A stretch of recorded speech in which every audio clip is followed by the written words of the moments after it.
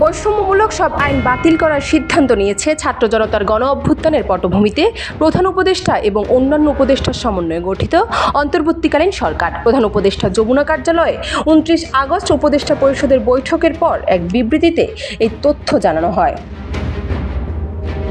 বিবৃতিতে আরও বলা হয়েছে, পরিবর্তিত পরিস্থিতিতে প্রশাসনিক ব্যবস্থাপনার বিদ্যমান আইনের সঙ্গে সামঞ্জস্য রেখে জাতির জনক বঙ্গবন্ধু শেখ মুজিবুর রহমানের পরিবার সংক্রান্ত বিধান বাস্তবায়ন করা সম্ভব নয়। নতুন অন্তর্বর্তীকালীন সরকারের প্রধান উপদেষ্টার জন্য নিরাপত্তা প্রয়োজন। এটি অনুভূত হয়েছে যে কিছু বিধান বাতিল করা প্রয়োজন এবং তাই উপদেষ্টা পরিষদ সর্বসম্মতভাবে বিশেষ নিরাপত্তা বাহিনী আইন 2021 সংশোধন করার সিদ্ধান্ত নিয়েছে।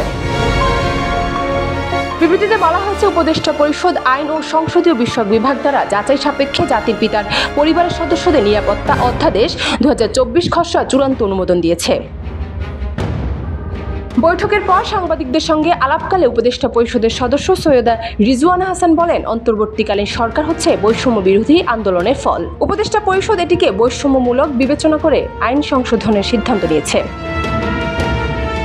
তিনি বলেন, জোরপূর্বক গুম করা থেকে সকল ব্যক্তির সুরক্ষা সংক্রান্ত আন্তর্জাতিক কনভেনশন বিষয়ক দলিলে বাংলাদেশ স্বাক্ষর করেছে, যাতে জোরপূর্বক গুমের প্রতিটি ঘটনা তদন্ত করার বিষয়ে দেশের অঙ্গীকার প্রতিফলিত হচ্ছে।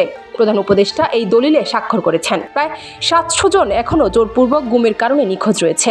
মায়ের ডাকসহ বিভিন্ন সংগঠন এই বিষয়ে কাজ করছে।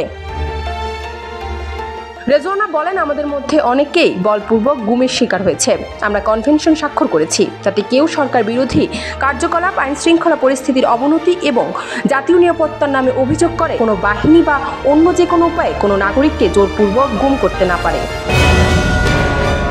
ডেস্ক রিপোর্ট, দেশ রূপান্তর।